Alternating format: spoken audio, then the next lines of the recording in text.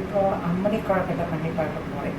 அம்மணி கொழக்கட்டை சொல்றது அந்த அரிசி வச்சுப்ப குழந்தை வாசப்படி சான்றத்தை அவளுக்கு தலையில கொட்டுவா. வெள்ளை கொழக்கட்டை. வெள்ளை கொழக்கட்டை. ஓகே. அது பண்ணி காட்ட போறேன்.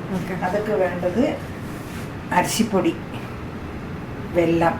அதாவது ஒரு கிளாஸ் அரிசி பொடி எடுத்துட்டால் நிறச்சொரு கிளாஸ் வெல்லம் எடுத்துங்கோ, 2 ஸ்பூன் பஞ்சாரியும் போட்டுருங்கோ. ஓகே. அது அந்த வெள்ளத்தோடு இது எடுக்கிறதுக்கு.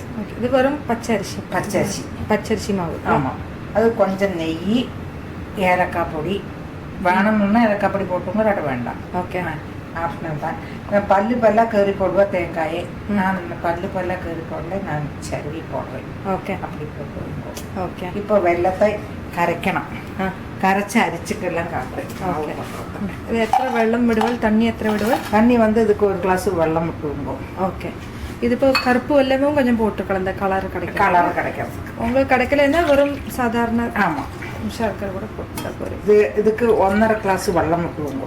சரி. 1 கிளாஸ் பொடி எடுத்துட்டால் 1.5 கிளாஸ் வெள்ளம் வேணும். ஓகே. இது இனிமே திளப்பிச்சு அரிச்சு எடுக்கலாம். பார்த்தா இதை வந்து வெள்ளத்தை திளப்பிச்சு அந்த வெள்ளம் உரியாதும் அரிச்சு வச்சுருக்கேன்.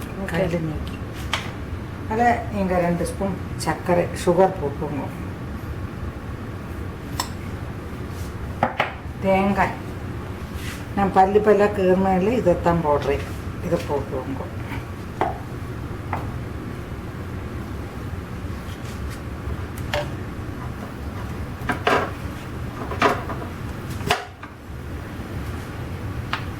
திளக்கட்டு இந்த பொடியை போட்டு அலக்கணும். அவ்வளோ ஈஸியாகிடும். இந்த பொடியை போட்டு இலக்க அது க்ளீனாக கட்டை பிடிக்காக்கி வந்துவிடும். அது மாதிரி பார்த்து இறக்கிங்க.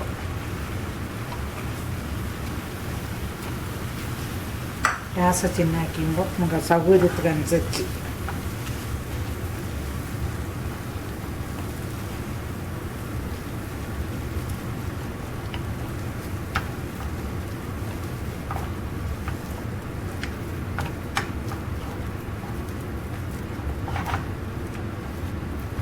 கிண்டலாம். ஓகே. ஏலக்காய் பவுடர் கொஞ்சம் போட்டுவோங்க. அது ஆப்ஷனல் தான். அது பிடிக்காதுன்னுள்ளவா வேண்டாம். நெய் இதாக விடுறேன். அது கழிஞ்சு அதை சேர்த்து இலக்கி இந்த நெய் போட்டிருக்கேன். அதுவும் உருகட்டும். எல்லாமே சேர்த்து இலகிட்டு அதை உருட்டி வச்சுட்டு அப்படி உருட்டினா அது நல்லா பிசைஞ்சு தான் அப்படி ஆகிடும். அது நல்லா அப்படி உருட்டிக்கிறது நல்லா. மாவு நெய் ஏதாவது தடவிட்டு இந்த மாதிரி உருட்டி இதில் வச்சுக்கிறோம்.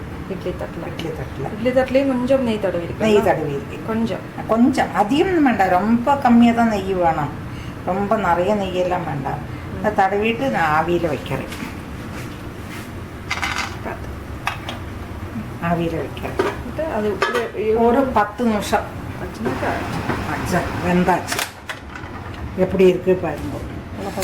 இதை ஒரு ஸ்பூனாக தடவி சுடும் கை. அதனால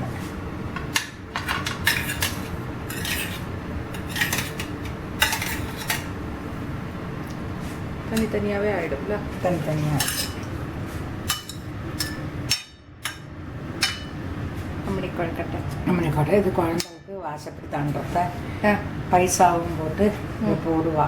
பைசாவை தலையில் விடாதக்கு காயின்ஸு அவவா இஷ்டம் மாதிரி காயின் போட்டுக்கிறான். ஓகே. എന്നിട്ട് വേറെ കുഴന്തോട്ട് അത് പുറക്കി എടുക്ക ചൊല്ലുക.